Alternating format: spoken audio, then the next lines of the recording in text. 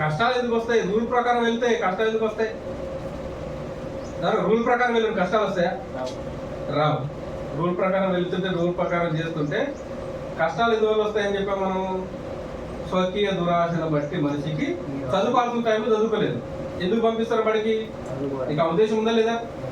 నేను చదువుకుంటే బాగుపడతాను ఉద్దేశం, కానీ నేనేం చేయలేదు, చదువుకోలేదు. మరి కష్టాలు రావా? వస్తాయా? రావు. నన్ను ఎటుంటుంది వాడు కట్టే ఉండదు ఫీలింగ్, అరే బాగుపడరా అంటే ఒప్పుకుంటాడా? ఒప్పుకోడు. ఒక మాట చెప్తాను, మనకి ఏ కష్టాలు లేకుండా దేవుడు మంచిగా పరలోకం చేయాల్సి వచ్చిందంటే 3 పనులు చేయి. ఒకటి ఏంటిది? సెలక్షన్. ఓకేనా? ఈ సెలక్షన్ విషయంలో నువ్వు ఏది కూడా సెలెక్ట్ చేయకుండా జీవించు. నేను ఏ మాత్రం సెలెక్ట్ చేయకుండా పరలోకం తీసుకెళ్తాను. పాసిబుల్?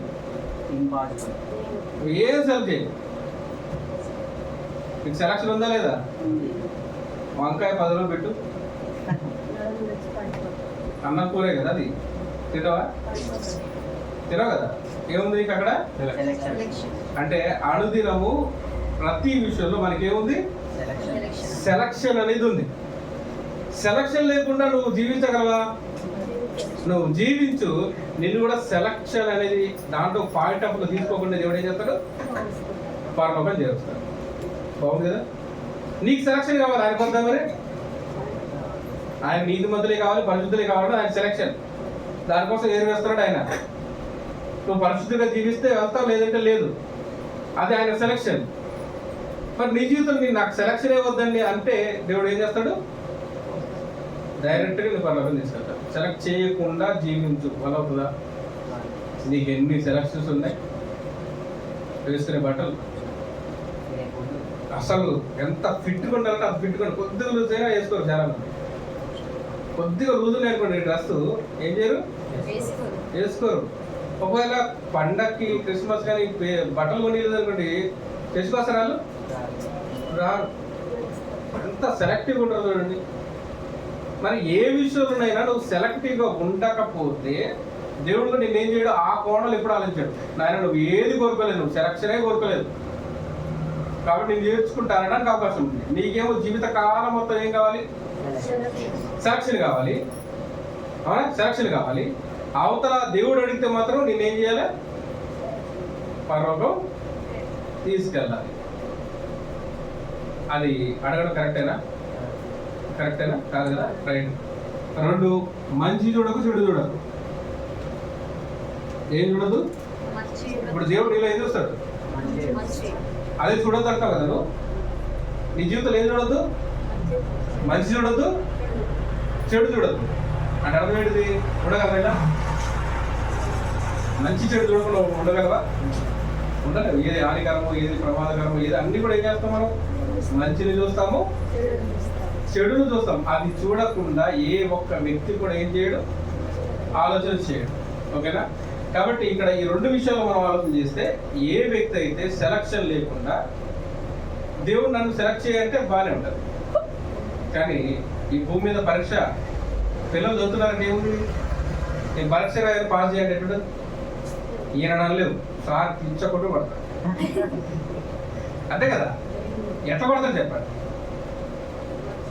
అడిగి చూడు, సార్ని అడిగి చూడు. బడికి పంపించిన తర్వాత నేను ఎందుకు రాయాలి పరీక్ష? నువ్వు పెడితే నేను ఎందుకు చేయాలి అని అడిగి చూడండి, ఏమంటాడు? అలా కదా? అంటే నువ్వు చదివే చదువులో, చేసే పనిలో, చేసుకునే పెళ్లిలో అన్ని విషయాలు ఏం చూస్తున్నావు? సెలక్షన్ చూస్తున్నావు. మంచిదా కాదా అనేది కూడా చూస్తున్నావు కదా. డైరెక్ట్ తీసుకుంటున్నావు ఏది నచ్చుతుంది అన్నట్టు ఏం లేదు కదా. నీకు నచ్చాలి, నీకు అది సూటబుల్ అవ్వాలి. ఇన్ని కోణాలు ఆలోచిస్తున్నప్పుడు దేవుడు నిన్ను కలగజేసినప్పుడు ఆయనకు కూడా సెలక్షన్ ఉంది కదా. మూలం సెలక్షన్ ఏంటిది? పరిశుద్ధత. అది లేకుంటే ఎవరు కూడా వెళ్ళలేరు. కాబట్టి ఖచ్చితంగా దేవుడి సెలక్షన్ అనేది మనకుంది. అంటే ఈ భూమి మీద ఏదైనా శ్రమలు కలుగుతున్నాయంటే, శ్రమలు ఎందుకు కలుగుతున్నాయని చెప్తున్నాడు ఒకసారి చూడండి. 2 వచనాలు చూద్దాం దీని కొరకు. అయితే ముందుగా యెషయా గ్రంథంలో ఒక మాట చూద్దాం. యెషయా గ్రంథంలో ఒకవేళ శ్రమలు ఎందుకు కలుగుతున్నాయి. అంటే ఇప్పుడు శ్రమలు నీ అంతకు వెళ్ళడం వల్ల కలుగుతుంది, ఇతరుల వల్ల కూడా కలుగుతుంది, రాంగ్ డైరెక్షన్ వల్ల కూడా కలుగుతుంది కదా. కాబట్టి అలా కలిగిన ఎందుకు కలుగుతుంది అనేది మనం ఒకసారి చూద్దాం. 48:10 యెషయా గ్రంథం 48:10. ఇది ఎవరికి సుమా అంటే భక్తులకు మాత్రమే, వేరే వాళ్ళకి కాదు. నేను ఎందుకంటే అందరికి కష్టాలు ఎట్లా వస్తాయంటే స్వకీయ దురాశను బట్టి, నిర్లక్ష్యాన్ని బట్టి, వాళ్ళ సొంత పనులను బట్టే జరుగుతుంది తప్ప దేవుని బట్టి కాదు. దేవుని బట్టి జరుగుతుంది అని అంటే అది పరీక్ష అయితే, ఆ పరీక్షలో దేవుడు ఏం చేయాలనుకుంటున్నాడు, నీ కష్టం ఎందుకు ఇస్తున్నాడంటే నేను నిన్ను పుటము వేసి తిని వెండిని వేసినట్టు కాదు, ఇబ్బంది కొలుకుని నిన్ను. ఇప్పుడు పుటం వేయడం అంటే తెలుసు కదా, బంగారం కంసాల దగ్గర తీసుకెళ్ళారు. ఎక్కడ వేస్తాడు దాన్ని? మండుతున్నటువంటి అగ్నిలో వేస్తారు కదా. వేసినప్పుడు ఏం జరుగుతుంది దానికి? పరీక్ష. ఆ పరీక్షలో ఏం చేస్తుంది అది? తనకున్నటువంటి మలినాన్ని అంతటిని వేరు చేసుకుంటుంది. తనలో తాను ఏదైతే లక్షణ కలుగుతుందో అది ఇముడుచుకుంటాడు. బంగారం అంతా ఒక సైడ్ వెళ్తుంది, మలినం అంతా ఒక సైడ్ వెళ్తుంది చూడు, అవును కదా. బంగారం వేరవుతుంది, మలినం వేరవుతుంది. ఆ బంగారం ఏం చేస్తాడు? కబ్జాలు తీసుకుంటాడు. మస్తు తీసేయడం విధానం అదే కదా. అంటే నేను పరిపూర్ణుడు చేయడమే ఈ కష్టాల యొక్క ఉద్దేశం. అసలు నువ్వు గొప్పవాడని చెప్పాలంటే ఎట్లా చెప్పాలి? ఎలా చెప్పాలి? నా దగ్గర ఇవ్వడానికి లేదా నేను కోట్లు ఇస్తా అంటే ఎట్లుంటది మాట, అలా కదా. నా గర్భఫలం అంతా నీకే అన్నాం అనుకోండి,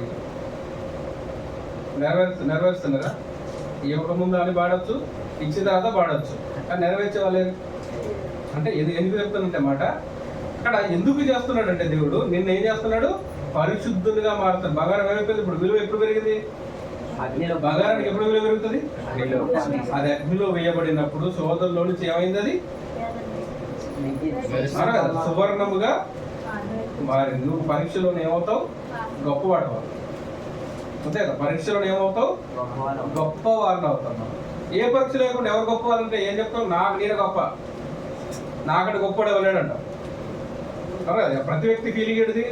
నాకంటే గొప్పవాడు ఎవడు కూడా లేడంట. మరి ఎగ్జామ్ దగ్గర పడితే ఎట్లుంటుంది?